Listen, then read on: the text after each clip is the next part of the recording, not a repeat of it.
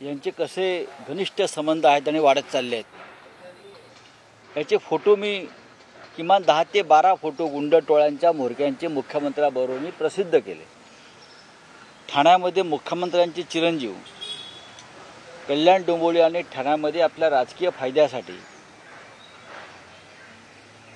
अनेक गंभीर गुन्ह्यातले गुंड आपल्या पक्षात घेऊन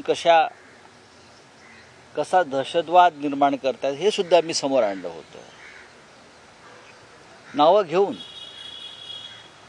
त्याच्यामुळे निवडणूक उमेदवारी भरण्याच्या त्यांच्या रॅलीमध्ये गुंड टोळ्या सहभागी झाल्या आणि त्या गुंड टोळ्यांचा आपापसात गँगवॉर झाला। ही बातमी आमच्यासाठी आश्चर्यकारक नाही। ठाणे आणि डोंबिवली परिसरामध्ये अनेक गुंड टोळ्या मिळून त्यांचा पक्ष निर्माण झालेला आहे। शिवसैनिकांचा तो पक्ष नाही। तुरुंगातून गुंडांना सोडायचं, गुन्हेगारीचे आरोप असलेल्या पोलिसांना सोडायचं आणि त्यांचा वापर या राजकारणासाठी करून घ्यायचा, ही सध्याची या राज्यातली स्थिती आहे। आणि राज्याचे गृहमंत्री देवेंद्र फडणवीस हे डोळ्याला पट्टी बांधून बसल्यात किंवा उघड्या डोळ्यानं सगळे हे सहन करत आहेत। ज्यांच्यावर गुन्हेगारी स्वरूपाचे आरोप आहेत आणि जे तुरुंगात जायला पाहिजे अशी फडणवीस यांची भूमिका होती, त्यांच्या पक्षाची भूमिका होती। त्यांना शिवसेना फडणवीस गटानं उमेदवारी दिल्या आणि त्यांचे उमेदवारी अर्ज भरण्यासाठी फडणवीस जात आहेत। हा त्यांच्यावर घेतलेला काळानं सूड आहे। मी आज वाचलं की ते दक्षिण मुंबईत चालले आहेत यामिनी जाधव यांचा अर्ज भरायला। ते जाण्याआधी फडणवीस यांनी जाधव दाम्पत्यावर जे विधानसभेत भाषण केलं होतं स्वतःच, ते एकदा ऐकावं, ते त्यांना ऐकावं आणि मग स्वतःला आरशात पाहावं। महाराष्ट्र गुंडांच्या ताब्यात आहे सध्या आणि हे संगनमतानं चाललेलं आहे आणि याला सर्वस्वी जबाबदार देवेंद्र फडणवीस आहे। पोलीस खाक्या दाखवतील का या संदर्भात? पोलीस खाक्या दाखवणार नाहीत। पोलिसांनाही गुंड टोळ्यामध्ये सामील करून पोलीस माफिया हा नवीन प्रकार निर्माण करून त्यांना विरोधकांवर हल्ले करण्यासाठी सोडलेलं आहे। पोलीस हतबल आहेत, पोलीस प्रशासन हतबल आहे। लॉ अँड ऑर्डर हे पूर्णपणे कोलमडलेलं आहे। सर, राहुल गांधी ने रायबरेली से फॉर्म भरा है, अमेठी से नहीं भरा है, तो बोल रहे हैं अमेठी में कांग्रेस अभी से जो गांधी फैमिली है वो हार रही है। नहीं, देखिए अमेठी से और भी लोगों ने चुनाव लड़ा है ना पहले, जो गांधी परिवार से बहुत ही नज़दीक रहे, ऐसे बहुत से लोग अमेठी से लड़े हैं। देखो आप, आर.के. धवन से लेकर बहुत से ऐसे लोग हैं वहाँ से चुनाव लड़े हैं। अरुण नेहरू भी लड़े थे कभी, आपको याद होगा, कभी रायबरेली से, कभी अमेठी से। बीजेपी को क्या पड़ी है, कौन किससे? आप अपना चुनाव लड़िए ना। मुझे स्मृति ईरानी के ऊपर बहुत दया और तरस आती है क्योंकि वो आप राहुल गांधी के पीए से हारने वाली है, राहुल गांधी से नहीं। ये बहुत सोच समझकर लिया हुआ निर्णय है। जो के.एल. शर्मा है वो कांग्रेस पार्टी के वफादार कार्यकर्ता है। सालों साल से राहुल जी प्रियंका गांधी के साथ उसने अमेठी में काम किया है। बहुत ही ज़मीनी कार्यकर्ता है। अगर एक ज़मीनी कार्यकर्ता चुनाव लड़ता है तो उसमें भारतीय जनता पार्टी को क्या तकलीफ है? कांग्रेस का ही कार्यकर्ता है ने, बाहर से तो नहीं लाया जो बीजेपी लाती है बाहर से चुनाव लड़ने के लिए। तो के.एल. शर्मा चुनाव जीतने जा रही है। एक सामान्य कार्यकर्ता कांग्रेस पार्टी का इस बार स्मृति ईरानी को पराभूत करेगा। देवेंद्र फडणवीस का बयान आया, जो वोटिंग परसेंटेज कम हो रहा है महाराष्ट्र में, कहा कि अगर जो वोटर वोट नहीं कर रहे हैं, मैं केंद्र सरकार से सजेशन दिया है कि उन पर कार्रवाई हो जो वोटर वोटिंग। अच्छी बात है कि वोटिंग परसेंटेज बढ़ना चाहिए, ये डेमोक्रेसी है, लेकिन लोगों में निराशा क्यों है वोटिंग के प्रति, ये भी सोचना चाहिए। कम से कम 80% लोगों ने वोट तो करना चाहिए, ऐसा हमारा मानना है। लोग छुट्टी पर चले जाते हैं वोटिंग के दिन, तो छुट्टी पर चले जाएंगे, उसके ऊपर ज़रूर कार्रवाई होनी चाहिए।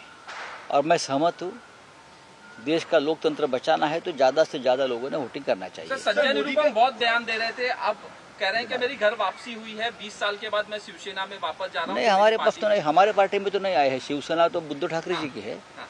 अभी और कहाँ कोई जाता है तो उससे हमारा कोई मतलब नहीं है। बाला साहेब ठाकरे, उद्धव ठाकरे जी की शिवसेना है।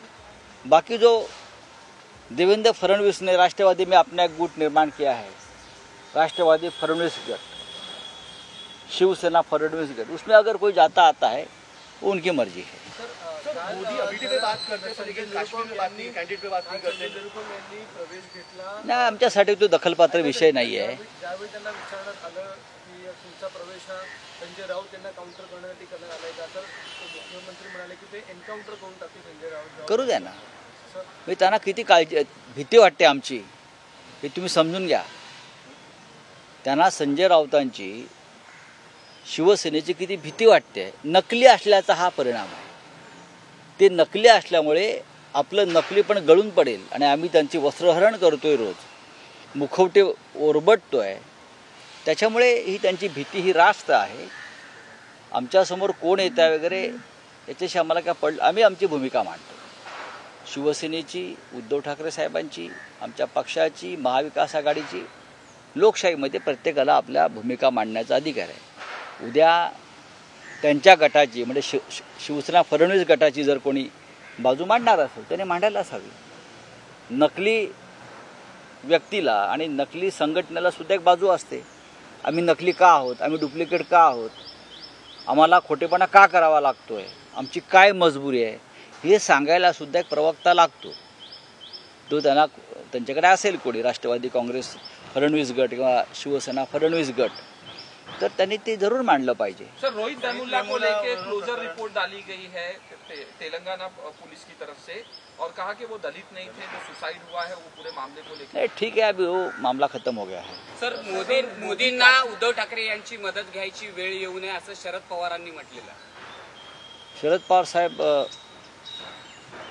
हे टू द पॉइंट बोललेले आहेत। मोदी हे वारंवार आमच्याकडे खिडकीतून डोकावून पाहत आहेत आणि त्यातच कळतं आहे की देशातले निकाल कोणत्या दिशेने चालले आहेत।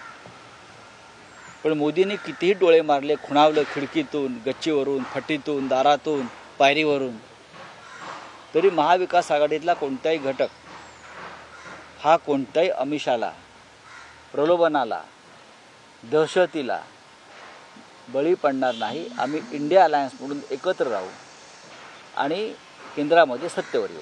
उद्धव ठाकरे अडचणी झाल्या तर पहिला मीच असणार, त्यांच्या खोटं बोलतायत, असं मोदी खोटं आहेत। महाराष्ट्राला आणि शिवसेनेला अडचणी आणण्याचं काम ज्या नरेंद्र मोदींनी केलं, बाळासाहेब ठाकरेंचा पक्ष ज्यांनी तोडला पैशाच्या बळावर, ईडीच्या ताकदीवर,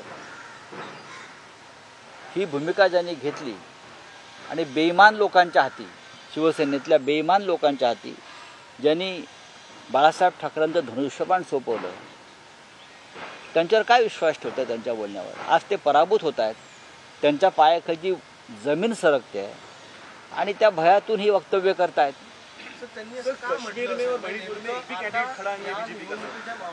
भीती, पराभवाची भीती, पराभवाची भीती, महाराष्ट्रातलं उसळलेलं खवळलेलं लोकमत, जनमत हे त्यांना दिसतं आहे।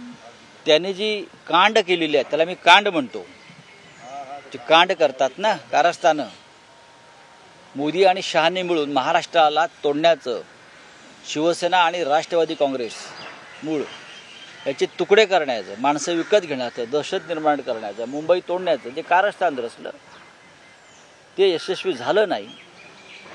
आणि आजही उद्धव ठाकरे यांच्या नेतृत्वाखालची शिवसेना आणि शरद पवार यांच्या नेतृत्वाखालचा राष्ट्रवादी काँग्रेस पक्ष महाराष्ट्रात मोदी यांना त्यांची जागा दाखवायच्या स्थितीमध्ये ठामपणे उभा आहे। उद्या आम्ही सत्तेत येऊ आणि आम्ही त्यांना जाब विचारू, त्यांच्यावर खटले दाखल करू त्यांनी केलेल्या गुन्ह्याबद्दल, या भीतीतून ते हे सगळं करतायत। मोदी आणि ठाकरेंचं कधी जुळू शकतो असं प्रकाश आंबेडकर म्हणतात। कल्याणमध्ये कमजोर